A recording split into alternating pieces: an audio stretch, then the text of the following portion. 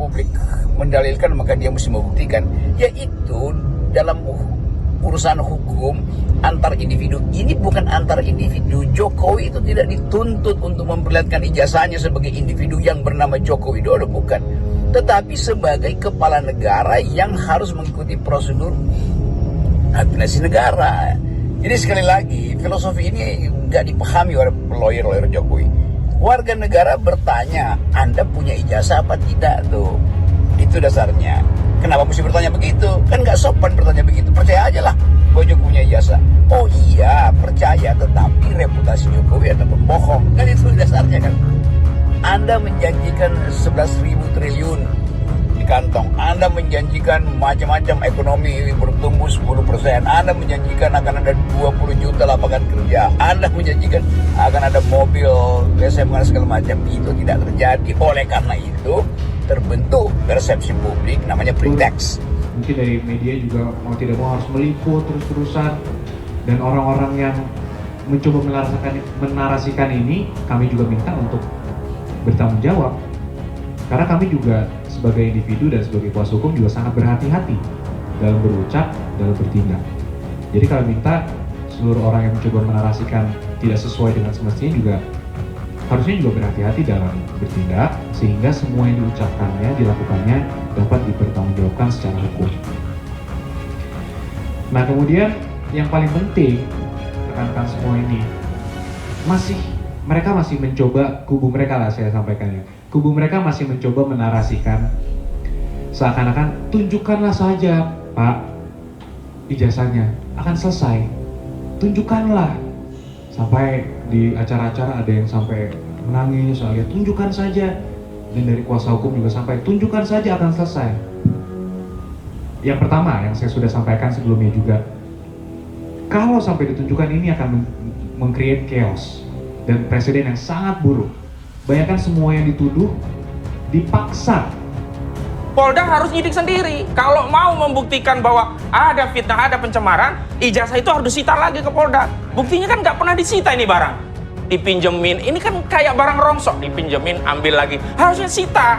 Nah itu yang pertama. Saya tanya ya. Yang kedua. Tanya, sebentar. Sebentar. Percaya nggak pernyataan UGM kalau itu asli? Saya bukan masalah percaya atau tidak, kita melihat proses dan prosedur, baru kita masuk ke substansi. Nah yang kedua saya menanggapi, kebenaran ada basisnya otoritas, ada basisnya substansi. Yang kedua, kalau kebenaran itu diperselisihkan, maka hakim pengadilan. Oke, kalau tidak ada perselisihan, UGM lah yang berwenang, karena UGM yang mengeluarkan, UGM yang punya otoritas. Tapi ini kan sudah menjadi terjadi perselisihan hukum. Analogi sederhananya beginilah, kalau nggak ada sengketa pemilu, yang punya otoritas menyatakan yang menang itu siapa? Ya KPU. Tapi kalau ada sengketa, siapa? Ya bukan KPU. Tunggu Mahkamah Konstitusi. Dan hari ini nalar yang sama kami gunakan. Janganlah menggunakan apa yang distatementkan oleh Barreskrim, padahal itu baru pada proses penyelidikan.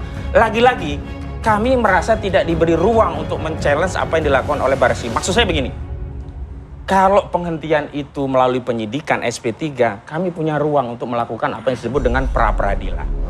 Tapi kalau penyelidikan dihentikan, kami itu kayak kehilangan objek loh. Ini kamu mau gimana lagi? Makanya kami buka-buka. Oh ternyata ada di Perkapolri-nya. Pasal 31, junto pasal 33. Perkapolri nomor 6 tahun 2019. Dan kami uji Perkapolri itu. Dan mohon maaf Pak Firman, ditindaklanjuti loh oleh Barreskrim. Ini bukan kami yang menindaklanjuti, Barreskrim. Kalau narasinya kami dianggap mengkriminalisasi, Barreskrim juga berarti mengkriminalisasi. Ini bisa jadi presiden buruk loh terhadap penegakan hukum. Oh tidak, harusnya sejak awal Barreskrim memberi contoh yang baik, transparan. Ini contoh ya. Biasanya kalau ada kejahatan pembunuhan dipamerin tuh celuritnya, tembaknya, dan seterusnya. Ini ijazah dipersengketakan asli atau palsu, yang muncul cuman gambar, itu pun fotokopian gitu. Lalu kita dipaksa percaya bahwa sudah ditunjukkan kepada penyidik. Itu urusan yang meyakinkan penyidik, bukan kami. Apalagi rakyat begitu. Oke, kemarin sudah ditampilkan ada foto, ada bukti, formulir dan segala macam. Menurut Anda justru itu malah bermasalah. Contoh, ada koran Kedaulatan Rakyat, ditulis puasa, padahal di sana itu bulannya bulan Jawa, yang ada adalah Pasa atau Poso. Ya mati lawar, mati lakir, Recep, Ruah, Poso, dan seterusnya.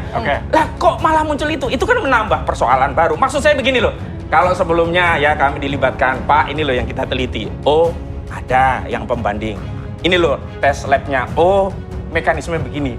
Oh prosedurnya begini. Karena Pak Listio sendiri yang menyatakan penanganan perkara itu harus menggunakan pendekatan scientific crime investigation. Kalau Dan salah kasus- satu indikatornya harus terbuka. Kalau ada tadi Anda dokumentasi. sampaikan kasus pembunuhan harusnya yang ditunjukkan ya barang buktinya ya tadi pisau segala macam. Berarti kan kalau ijazah ini harusnya Pak Jokowi menunjukkan ijazahnya. Itu Bukan. yang Itu dalam konteks untuk menunjukkan pada publik. Yang kedua, justru yang kita persoalan itu adalah proses prosedur itu tidak sejalan dengan substansi. Ini perlu sampai segitu nggak gitu.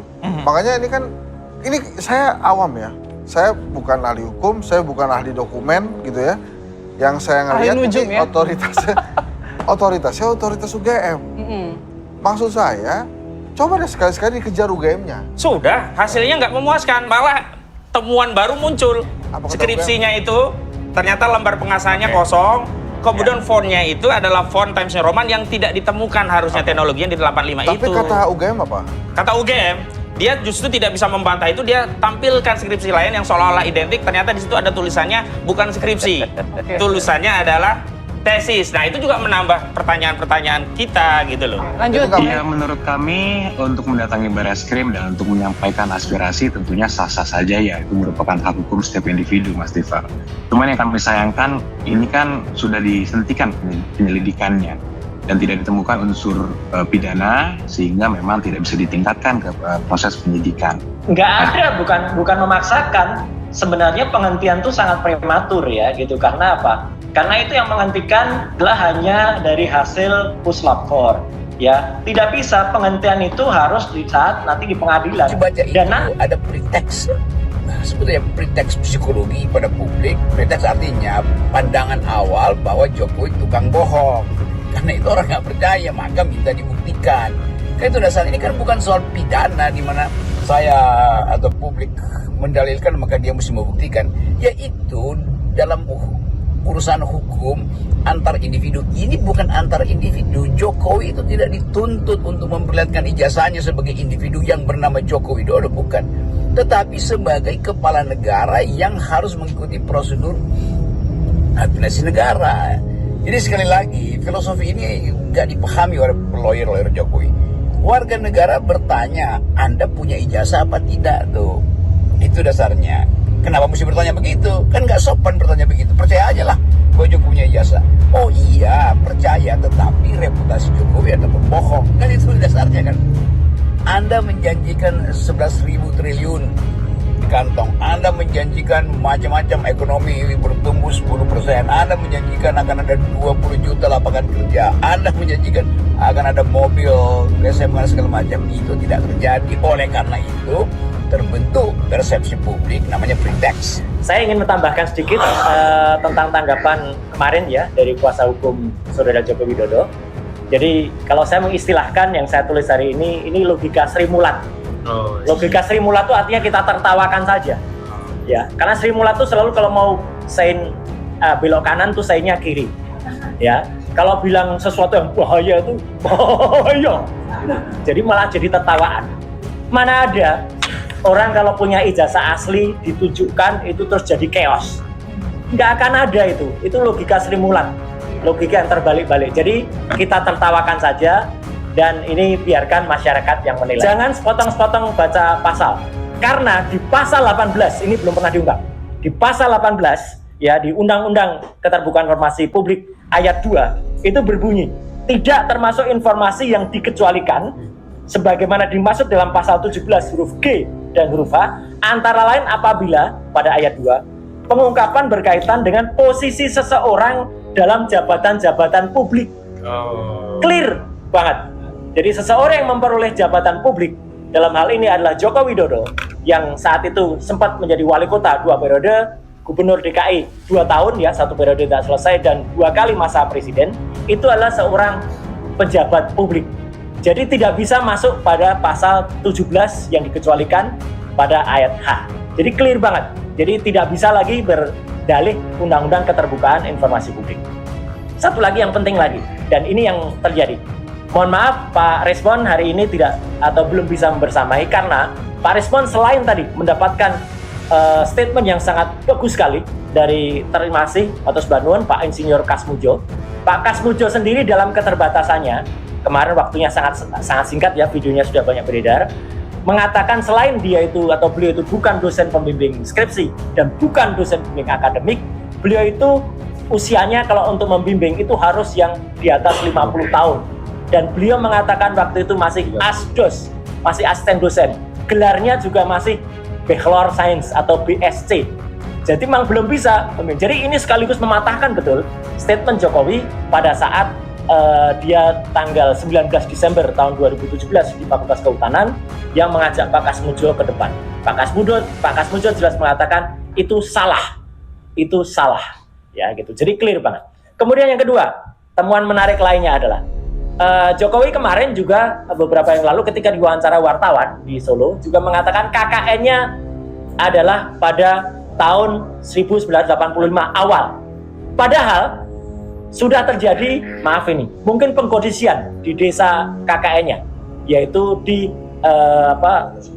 Segoro ya, Wonosegoro yang ada di Boyolali, bahwa waktu itu dikatakan tahun 83. Jadi orang tuh disetting ngomong 83. Semuanya di sana, termasuk Ibu Lurah di situ. Padahal itu hanya katanya. Jadi Ibu Lurah tuh katanya dulu ada petugas fotokopi ngantar orang pakai kacamata, naik Vespa, ambil gitar. Mana ada orang mau mengantarkan sejauh puluhan kilometer dari Boyolali ke Solo atau ke Jogja, kita nggak tahu, ngambil gitar dan hanya diingat kacamata. Dilanjutkan terus, periksa terus. Harusnya tidak boleh di stop ini penyelidikan. Ya bagaimana kepastian hukum untuk klien kami sebagai terlapor di situ? Ya bayangkan aja kalau analoginya tadi saya cerita sama rekan-rekan media di sini, Mas Andro, bahwa kalau ada kemalingan rumah tetangga, dilaporkan polisi, kemudian polisi penyelidikan, kemudian ditanya yang punya rumah, hilang nggak? Tidak, ternyata. Oh ya udah kan case close, penyelidikan dihentikan. Ini seakan-akan harus dipaksakan. Pokoknya saya sampaikan ini harus hilang, dan harus pidana lah apapun caranya. Nah ini yang kami sayangkan, dan kami mohon juga agar rakyat juga jangan tidak terprovokasi ya dengan adanya narasi seperti ini. Gitu Mas. Mungkin dari media juga mau tidak mau harus meliput terus-terusan, dan orang-orang yang mencoba menarasikan ini kami juga minta untuk bertanggung jawab, karena kami juga sebagai individu dan sebagai kuasa hukum juga sangat berhati-hati dalam berucap, dalam bertindak. Jadi kami minta seluruh orang yang mencoba menarasikan tidak sesuai dengan semestinya juga harusnya juga berhati-hati dalam bertindak, sehingga semua yang diucapkannya, dilakukannya dapat dipertanggungjawabkan secara hukum. Nah kemudian yang paling penting, rekan-rekan semua ini mereka masih mencoba, kubu mereka lah saya sampaikannya, kubu mereka masih mencoba menarasikan seakan-akan tunjukkanlah saja Pak ijazahnya, akan selesai, tunjukkanlah. Sampai di acara-acara ada yang sampai menangis, saya tunjukkan saja, dan dari kuasa hukum juga sampai tunjukkan saja akan selesai. Yang pertama yang saya sudah sampaikan sebelumnya juga, kalau sampai ditunjukkan ini akan meng-create chaos dan presiden yang sangat buruk. Bayangkan semua yang dituduh dipaksa untuk menunjukkan ijazahnya. Siapapun ini bisa terjadi kepada siapapun, pada kepala daerah manapun, pada anggota DPR manapun, pada masyarakat sipil manapun. Bayangkan kalau itu terjadi, kan negara ini chaos. Makanya itu kan semua banyak sekali asas-asas yang ada. Negara ini adalah negara hukum. Siapa yang mendalilkan, dia harus membuktikan. Nah itu kan salah satu asas-asas yang harus diperhatikan dalam hukum.